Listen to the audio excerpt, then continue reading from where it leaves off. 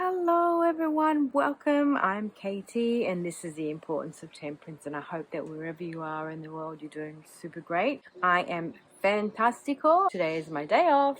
It's a beautiful sunny day and I am sitting out on my veranda and enjoying life. So I came across this fun tarot tag the other day while browsing on our tarot tube, and it is called a tarot emoji match. I know I'm no spring chicken, but I love the use of an emoji, and when I saw this, I thought that was super fun and I want to do this.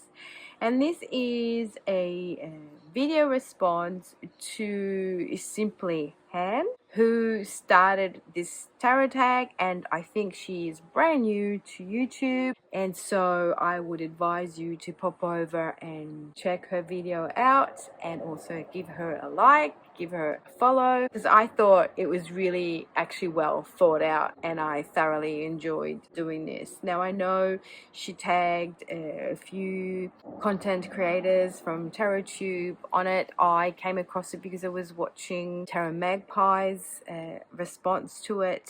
So anyone is invited to do it, and all you have to do is just match your deck to the emoji, and there are 10 prompts. I will list them below, and yeah, let's get to it.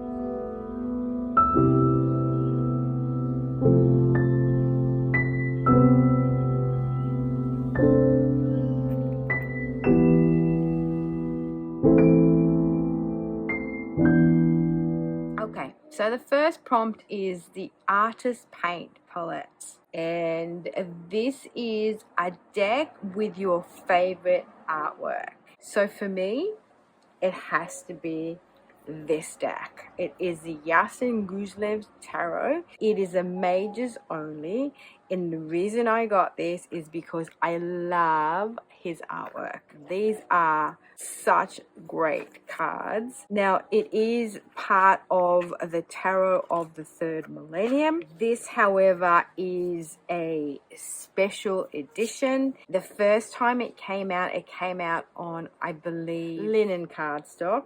And kind of, it looks like it's linen cardstock, but it is not. It's just like a smooth cardstock. And I absolutely am gobsmacked by this artwork. I love it. I believe they're pencil drawings. They could be pen drawings. They look more like pencil drawings to me. This is just stunning.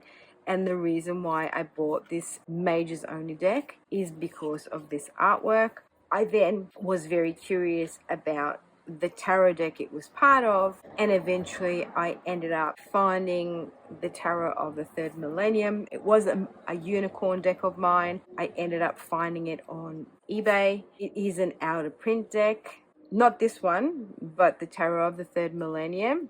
I got it just wrapped in cellophane without, a guidebook, without a box or anything. I got it from Italy, and I have done a video on that deck if you want to go and check it out. The title is like finally got one of my unicorn deck or something along those lines.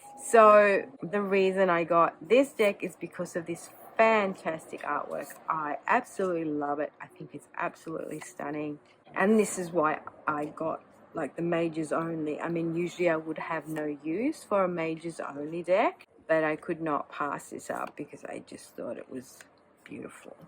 So this is prompt number 1. This is a deck that I love the artwork, and this is the Yasin Guzlev Tarot majors only, a Los Scarabeo deck.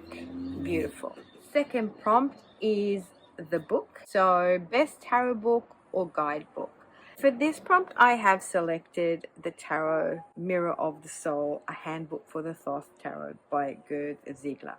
I have spoken about this companion book previously on my channel. This is a book that has helped me so much deep dive into my Thoth deck and understand the Thoth deck and work with it a lot better. I love this book because it does have an easier kind of approach to the cards, It gives you the keywords, it gives you a blurb about the artwork and the significance and symbology of the artwork, and then it kind of gives you these kind of prompts here. So it gives you an indication, it gives you a question, it gives you a suggestion, and it gives you an affirmation. So this allows you to work with a card in a different way from just looking at the artwork and intuitively kind of interpreting it, or going by the Book of Thoth, which I find at the best of times a little bit difficult to comprehend, in the sense it doesn't break down the cards in a way that is user friendly, I guess, and I find it's a little bit negative. There's a lot of negative connotations with the cards in the Book of Thoth, whereas this is a very positive message that you get from this, a very positive interpretation of the card. It breaks down why it may seem negative, but in its negativity, how it can help you work with it, process those emotions or the message that it's coming up with, and just gives you that prompt, that help that you need. So I am absolutely loving this book. I find it is a great book for the Thoth deck, and I'm loving it because at the moment I am working with my Thoth deck for November for Scorpio season, and it's just been absolutely fantastic. So I can't recommend this book high enough. It breaks down between the minor arcana, the major arcana, and then in the middle it has the court cards. Yeah, so that is my prompt number 2, the book Tarot Mirror of the Soul by Gerd Ziegler. Great little companion book, that one, for the Thoth.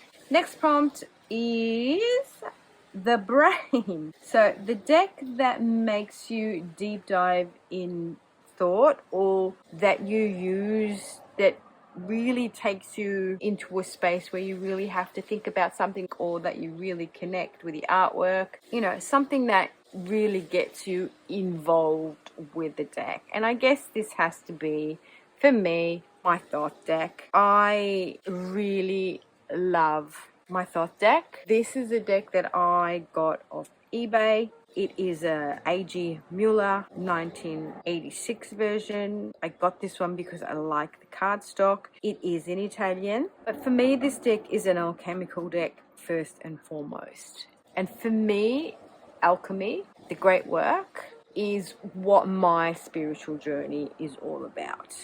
Okay, so I am a spiritual alchemist, so to speak. Alchemy, the 7 laws, the green tablets, Thoth, all those teachings are what helps me understand how I have to show up in the world and what my mission here is, what I need to do. So it is the core of my practice. It's the core of my spiritual journey. It is how I reconcile the world that I live in, as above, so below, as within, so without, that kind of thing. So alchemy as a transformative process. Okay, we're talking about a spiritual journey here. We're talking about the great work. We're not talking about, converting base metals into gold. It's all about a spiritual transformation. So what we're transforming is our base selves into gold, which is a transformation of our spirit and our soul and our connection to the above. So for me, this is what this deck is. It is full of symbolism. It has a bit of everything in here. It has, the astrological signs in there, relate to the decans. It has a bit of Kabbalistic inspirations there, the Tree of Life. And also it has mystery school teachings. It's all about initiation, a journey that we start off, and how we navigate life, and how we navigate the way forward, and how we grow, and how we expand, and that sort of stuff. So to me, this is that deck that takes me places. I have to sort of think really hard about what it's trying to tell me. It has very powerful messages. I mean, especially now, I'm using it for Scorpio season, people. It is just like the messages that I'm getting off this deck at the moment are amazing. And it is where all of us are. It is a process of digging deep within and really, really trying to individuate what those things are that we need to let go of. We're done with the old. We're done with old paradigm. It's about a paradigm shift at the moment. It's about choices, and you just got to let go, because you can't bring with you the things that just don't work in this new paradigm, in this new timeline. You can stay back and continue to dredge up the past and deal with the past, be a victim and not be proactive in your healing, and you will just stay where you're at. Or you can make a decision to fully embrace what you need to do, take responsibility and take action, and just do what you need to do, because we all are here for a reason. We all have a mission, but our first most important mission is to heal ourselves, is to understand who we are, what our purpose is, to understand that life is joy, that we're here to enjoy life first and foremost, and then we are here to transform energies, to transform the growth, so the base into the gold, so into a spiritual alignment. And we are here to serve, we are here to help ourselves, and by helping ourselves, we're here to help others. And this is the card that actually puts it all together: temperance. And hence why my channel is called The Importance of Temperance, because this is what it's all about. L'arte, which is the arts. And the arts is what they used to refer to as the alchemical process, or knowing what the alchemical process was. And it is full of symbology. So that's another rabbit hole I've been going down. That is that deck. That is my brain deck that makes me think, that makes me engage, that makes me go deep, takes me to other places, and that makes me realize there is just so much more, and so much that I don't know, and so much that is hidden from us on purpose. This is that deck that makes me realize that. All right, that was like a deep dive, people. Got real serious there, didn't I? All right then, so prompt number 4, coffee or tea, a deck that makes you feel cozy. So from the deep dive into the deep feels, we're going into this. This is my cozy deck. This is that deck that makes me feel good. And I use this because I find it is gorgeous, and it is love notes from the universe. So what the universe is telling you. And I just love this deck. I love it because it is positive, it is fun, it's colorful, and it just gives you, these messages. It's positive. Everyone is doing their best, right? Everyone is doing their best. Let's recognize that, instead of hating on people and judging people and being bothered by people. Let's just recognize that everyone is just trying to do their bloody best, right?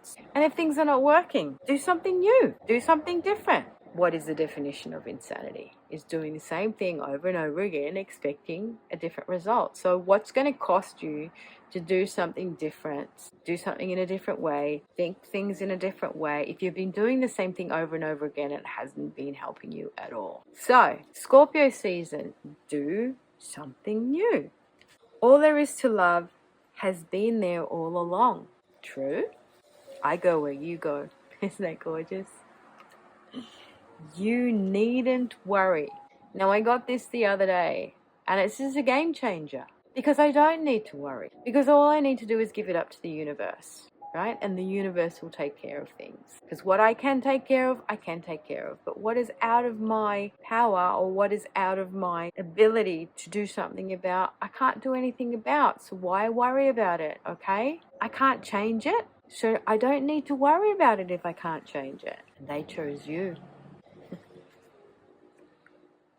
If they once loved you, they still do. And this is so true. People that have loved you will always love you.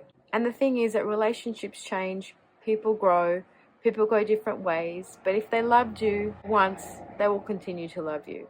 So the most important thing to me is, if you have been in relationships with people, love them for what they've given you. Love them for who they are and what they were at that time. And just understand that things change in life. And that is the important lesson. But those people will always love you. Forgive. Exactly. Forgive.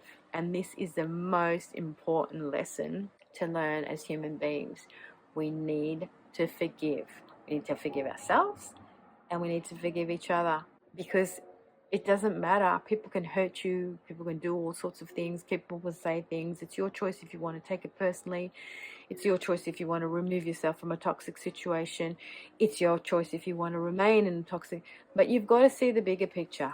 Everyone is doing their best. So you've got to forgive them because you know better. You don't have to put up with the shit. You can walk away, but you got to forgive the situation because it doesn't serve you to bring it with you. You know, that's extra baggage. So be true to yourself. Anyway, I could go on and on and on, but you get what I mean. So this is my cozy deck. I love this deck. It makes me happy. It brings a smile to my face. It always has some really wise sayings in there, or advice, or little prompts that just make you realize to get over yourself a bit and just get on with life and live life. So that is my cozy deck that I go to when I need a little bit of love, and I need a little bit of a boot up my ass as well. And it's Notes from the Universe on Love and Connection by Mike Dooley. And I have talked about this deck in my past videos. Okay, prompt number 5 is a Crossed Swords, a deck used for ancestral work. Now, I know that Simply Han did use this deck as her ancestral work deck, and I unfortunately have to say that it's mine as well. I don't have any other deck that I use to do ancestral work with other than this, which is a Mystical Shaman Oracle. This is that deck that connects me to spirit, to shamanism, connects me to the elders, it connects me to earth. This is a very earthy deck. She says, well, the heart of the sky is here. I think this deck is one of those decks that has taught me a lot about tribal culture, about people living on the land and being part of the land in the sense that absorbing the lessons of earth, as well as the lessons from spirit, the practices of incorporating all matter, so the 4 elements, and the 5th, the quintessence, as spirit. It's very grounding, and it is one of those decks that I use to do ancestral work. I don't do it often. For me, it's just connecting to Mother Earth. And also, I guess for me, this deck is one of those decks that I use because I know that in a past life I was a shaman in a tribe in America. So this deck just reminds me of that lifetime. It kind of brings up that knowledge that I had in that lifetime. It brings it alive for me today, if that makes sense. So it resonates very deeply for me, this deck. And it just connects me to that lifetime. And it's a beautiful deck. It's such great artwork. I love this artwork. So that is prompt number 5, which is the deck that you use for ancestral work, Mystical Shaman, which is by Colette Baron Reid in collaboration with these other people, Alberto and Marcella. So that's a really cool deck. Number 6, prompt number 6, which is a crystal. I call it a diamond because it looks like a diamond to me. So this is the best or favorite gilded deck. Now, I don't have many at all. I only have a couple of decks that have gilded edges. And the one that I prefer is this one here because it is a soft matte gold gilded edges. This is my... Oh, every time I bring it, I have to smell it. Oh, it smells so good. I don't know even how to describe what it smells like, but this is the Soul Cards. This is an indie deck, and it's www.soulcardstarot.com. Made with love, Christine Fredheim, Karina Nika, Eva Ekeland. And this is a very pippish deck. This is one of those decks that has this gold foiling throughout. And this is that deck that, out of the few that I have a couple with silver gilding, but I like this because it's like soft brushed gold kind of thing. This is a deck that I don't use very often. I'm only called to use this in very specific times. For me, this deck is a deck that is kind of like light language. Don't know if you guys have ever come across those videos where there are some people who connect with the divine and then they talk in light language, like the light codes, and they transmit that transmission, so to speak. To me, this is that deck. So when there is a specific message I need to hear from my higher self, which involves light language or some sort of coded message that comes from above that I need to hear, then I am cool to use this deck. Like a higher vibration deck, because it's called soul cards, I kind of like call it my soul deck. So yeah, that is my favorite deck. Oh well, I mean, I've only got 3 decks that have got gilded edges, and this is the one that I prefer out of all of them. These are the beautiful backs and the soul cards. All right, so prompt number 7, Island, the Desert Island deck. Well, I'm not gonna lie, my first deck that I ever purchased, and the only deck that I really ever need, is my RWS. This is the US Games one.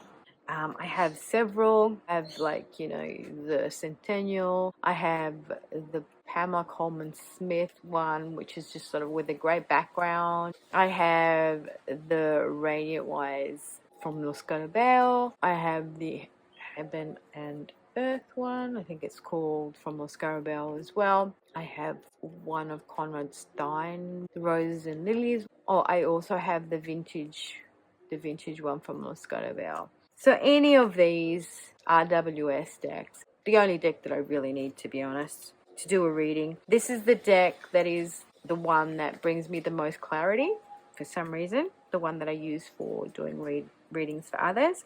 So I guess this is the one that I would grab out of all of my decks. And yeah, RWS, US Games with the plaid backs. That's the one that I would use on my desert island. Now, prompt number 8 is the Moon. So your wisest deck. So my wisest deck, I mean, you know, I could have used this as well. This has got a lot of wisdom in it. And this has got a lot of wisdom in it too, right? But what I'm going to use is the Osho Zen Tarot. For me, this has got a lot of wisdom. This is very wise. This deck, I find it to be very interesting. I would have never purchased this deck for myself. It was a gift. It was gifted to me from my cousin, and I think she got it off eBay because it's not original, unfortunately. But I'm so glad she did get it for me, because I find a lot of wisdom out of this deck. It is based on Eastern philosophy, which I find myself to be a little bit more connected to, you know, the Zen way of doing things, of taking accountability for your own actions, getting out of victimhood, understanding that there are so many different ways of looking at things, and that, you know, life is not easy, but we can make it easier with our choices. So I find the kind of meanings of this tarot really interesting, really deep. I do use this as an oracle deck because it does have the keywords down the bottom, and I do find it really poignant too. You know, this deck is got a lot of wisdom, and I resonate with it. So this is that deck that has a lot of wisdom to offer. The artwork is fun too. This is one of my most favorite cards, No Thingness, which is a Hierophant. How cool is that?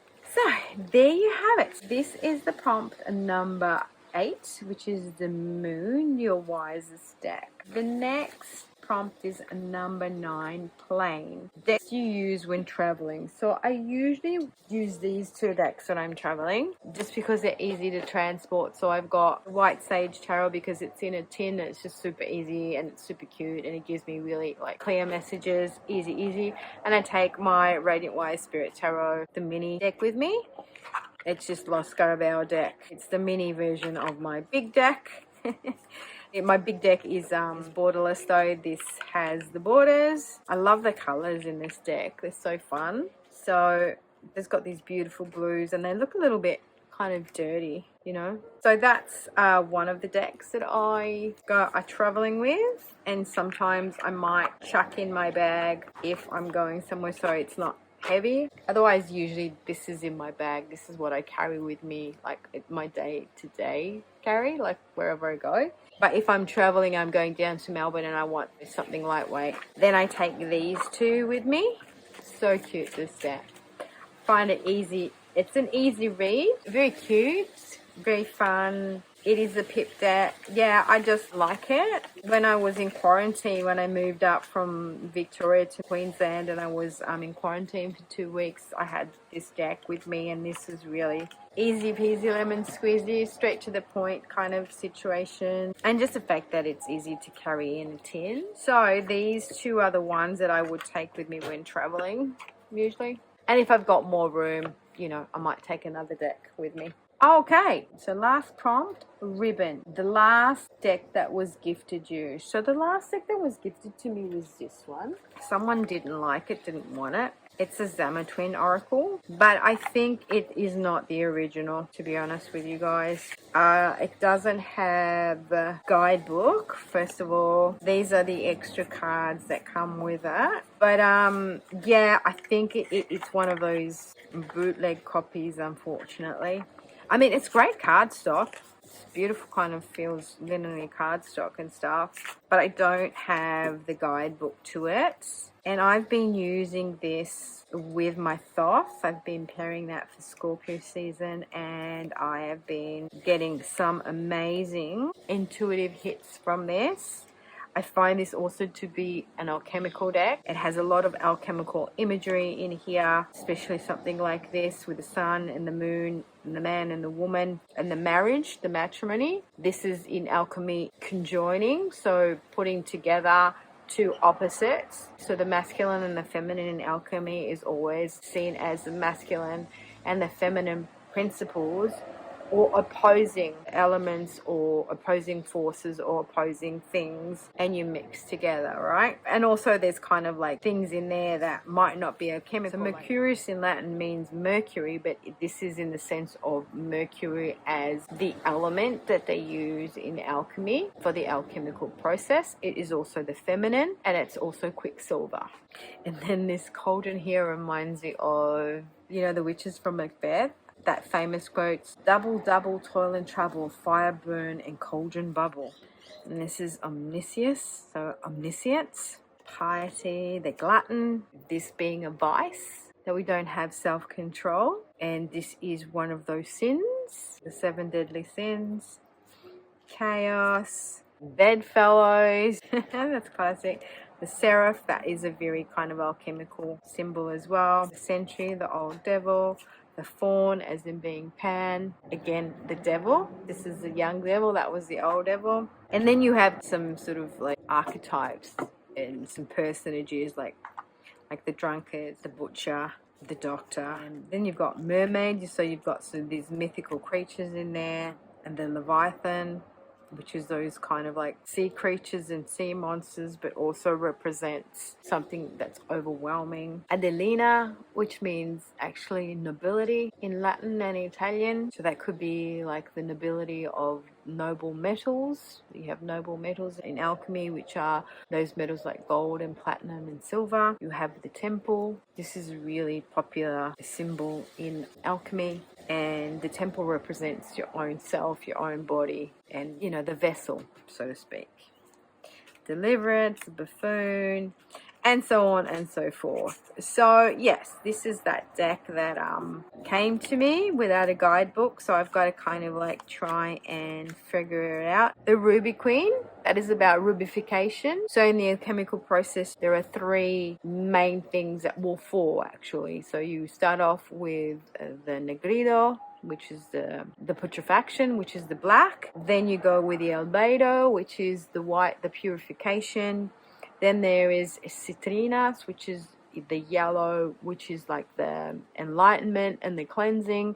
And then finally from that you go into the red, which is the end stage of the alchemical process, when you are actually understanding what it's all about, and then you're reintegrating all the lessons that you've learnt. So it kind of is represented by a crown, or it's represented by a red rose, or by blood, the process of rubification, what the Ruby Queen is all about. And then you have these creatures, Celestia, which is of the sky, and the Wounded Man. So this is really interesting. So I didn't know, but the Wounded Man used to be used in medieval times by the doctors and the physicians, you know, like kind of map for them of all the wounds that could be inflicted, with little notes on there about, you know, how to dress the wounds or how to extricate the weapons and things like that. So it is still used till this day, the Wounded Man. It's changed a lot, obviously, from initially how it used to be represented. But yeah, that's what that is. And our Ouroboros, the Harlot, Acrobat, Count. This again, Domination. This is about the alchemical process. Green representing our green selves, so the raw matter, fighting our passion, so overcoming our base selves and trying to rarefy ourselves and purify ourselves until we come into that kind of like rubification process. So yeah, anyway, I digress. So that is the Zama Twins Oracle, which was my last deck, which was that one that was gifted to me. And there you have it. Thank you very, very much for hanging out with me and listening to me ramble on. Thank you to the lovely Simply Hand for creating this tag. It was fun. I enjoy geeking out with my decks and talking about them in different ways. And so on that note, thank you all for liking, for subscribing, and until my next one, ciao.